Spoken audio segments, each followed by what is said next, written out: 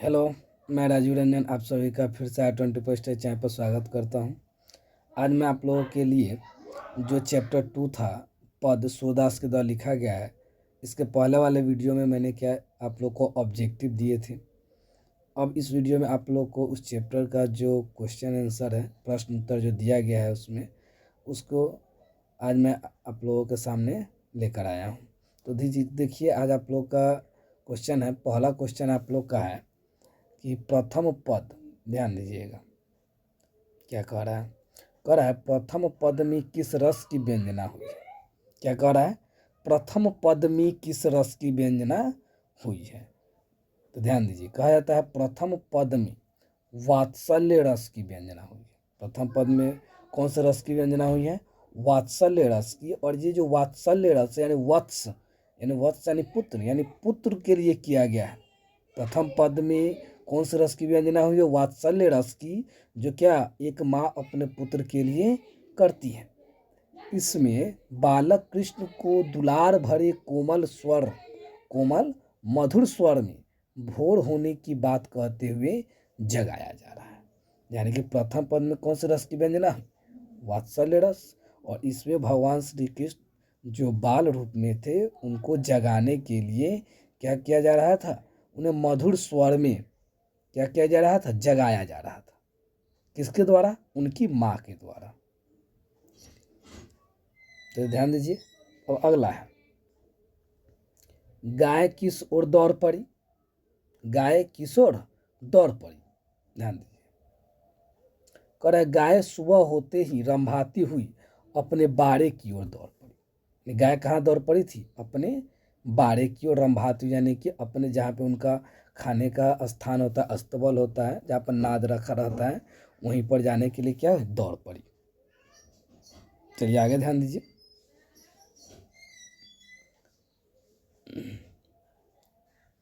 आगे है, प्रथम पद का भावार्थ अपने शब्दों में लिखना है। प्रथम पद का जो अर्थ है, यानी कि जो कविता दिएगा उसका भावार्थ अपने शब्दों में बताना है कि प्रथम पद में क्या कहा गया है। ध्यान दीजिएगा आप लोग।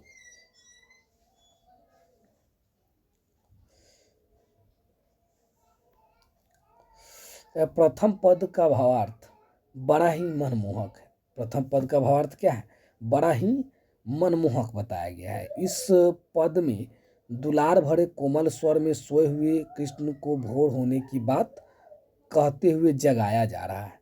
यानी कि प्रथम पद में, ठीक है, उसमें भगवान श्री कृष्ण को दुलार भरे कोमल स्वर में उनको जगाया जा रहा है।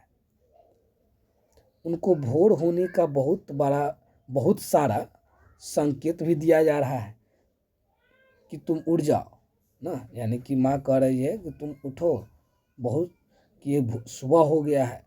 हाँ, चिड़िया चहचहा रही है, पेड़ पौधे भी बोल रहे हैं ना, मुर्गे भी बोल रहे हैं। ये सब बहुत सारे उनको क्या दिया गया था, संकेत दिए जा रहे थे। ठीक है, चलिए आगे ध्यान दीजिएगा। जैसे में यहाँ पर देख लीजिए, कमल के फूल खिलना, मुर्गे का बोलना, पक्षियों का चहचहाना, उसके बाद गायों का रंभाना, चंद्रमा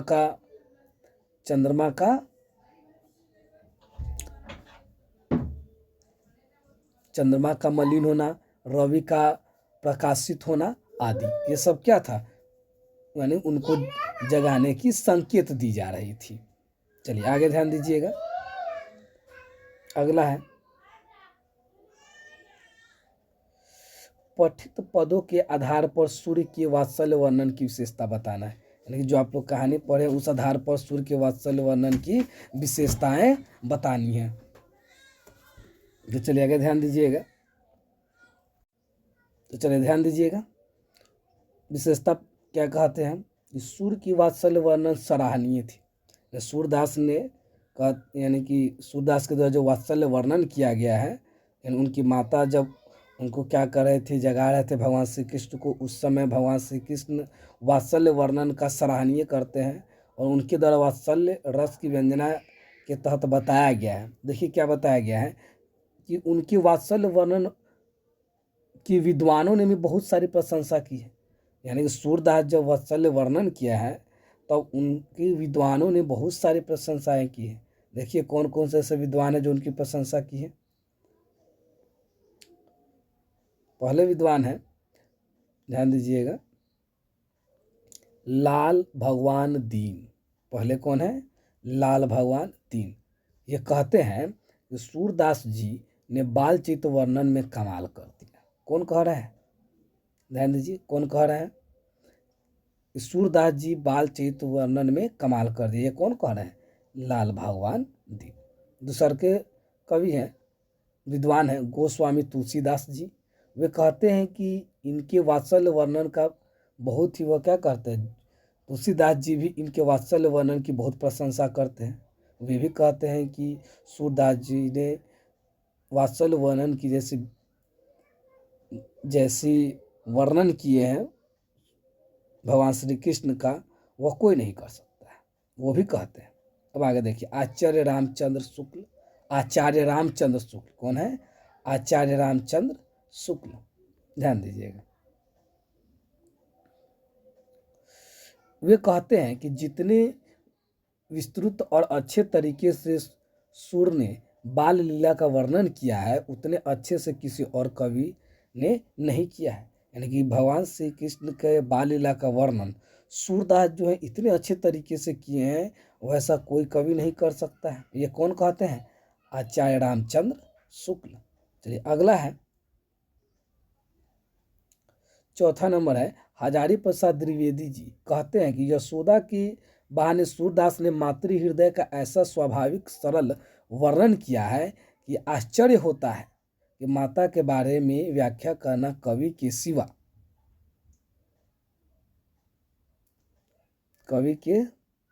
सिवा और किसी के बस की बात नहीं। यानी कि वे कहते हैं कि यशोदा के बहाने जो सूरदास ने माँ के हृदय का, जो माँ हृदय से विक्षुब्ध होकर जो वर्णन किया गया है सूरदास के द्वारा, मात्र एक कवि ही कर सकता है, कोई और कवि, किसी और के बस की बात नहीं है। ठीक है, चलिए अगला है, काव्य सौंदर्य स्पष्ट करें, अर्थ लिखना है। पहला है, कछु खात कछु धरनी गिरावत छवि निरखती नंदरनिया। यानी कि कुछ ये जो कविता है कहाँ से लिया गया है? यानी पद से लिया गया है और भगवान श्री कृष्ण की लीलाओं के बारे में कहा जा रहा है। देखिए कहा जाता है प्रस्तुत पंक्ति जो है, ठीक है, क्या है? प्रस्तुत पदांश में कवि कृष्ण को खाने का ढंग बताया है। बालक कृष्ण नंद की गोद में बैठकर भोजन करते समय कुछ खाते हैं तो कुछ धरती पर भी गिराते हैं। अब छोटा बच्चा है, कुछ खाएगा तो कुछ धरती पर भी गिराएगा ही। चलिए आगे ध्यान दीजिए, इसमें वात्सल्य रस है, ब्रज भाषा की सुंदर प्रयोग किया गया है। इसमें रूपक अलंकार का भी प्रयोग हुआ है। यानी इसमें कौन कौन सी भाषा का प्रयोग हुआ है? यानी कि रूपक अलंकार का प्रयोग किया गया है और ब्रज भाषा का प्रयोग किया गया है। चलिए आगे, दूसरा कविता है, ध्यान दीजिए, भोजन करी नंद अचमन लीनो मांगत सूरज उठनिया ना। ये भी पद से ही लिया गया है सूरदास के द्वारा। कहता प्रस्तुत पदांश में वात्सल्य रस के साथ साथ भक्ति रस है। यानी इस कविता में वात्सल्य रस के साथ साथ कौन सा रस है? भक्ति रस है। नंद बाबा श्री कृष्ण को भोजन करवा कर कुल्ला करवाते हैं, वहीं सूरदास बची हुई जूठन को प्रसाद के रूप में ग्रहण करना चाहते हैं, अतः वे इसे नंद बाबा से मांगते हैं, प्रसाद के रूप में उस भोजन को मांगते हैं। इसमें प्रेम और भक्ति, इसमें प्रेम और भक्ति है। भाषा सहज और सरल है। इसमें ब्रज भाषा का प्रयोग किया गया है। इसमें वात्सल्य रस भी है और इसमें श्री कृष्ण के प्रति प्रेम को दर्शाया गया। किसको दर्शाया गया है? श्री कृष्ण के प्रति प्रेम को। चलिए अगला कविता, आपुन खात नंद मुखनावत सो छवि कहत न बनिया ना।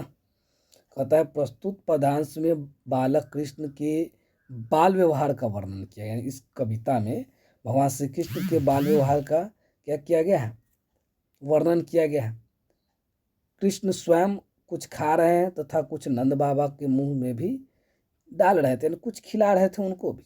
इस शोभा का वर्णन नहीं किया जा सकता है। इसमें ब्रज भाषा का प्रयोग हुआ है।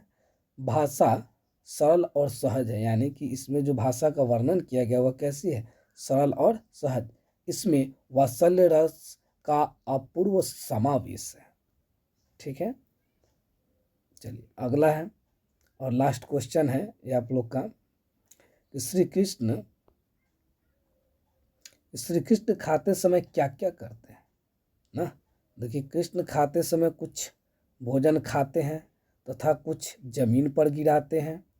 वे अपने हाथ में दही का पात्र लेना चाहते थे। वे अपने हाथ में कैसा पात्र लेना चाहते थे? दही का पात्र लेना चाहते थे। वहीं मुख पर माखन, मिश्री तथा दही लगा लेते हैं। उनको सब कुछ अपने हाथ से खाना बहुत अच्छा लगता था। किनको? भगवान श्री कृष्ण को अपने हाथ से ही खाना अच्छा लगता था। मिश्री दही लेकर माखन बना लेते हैं, बहुत सारी लीलाएँ दिखाते हैं।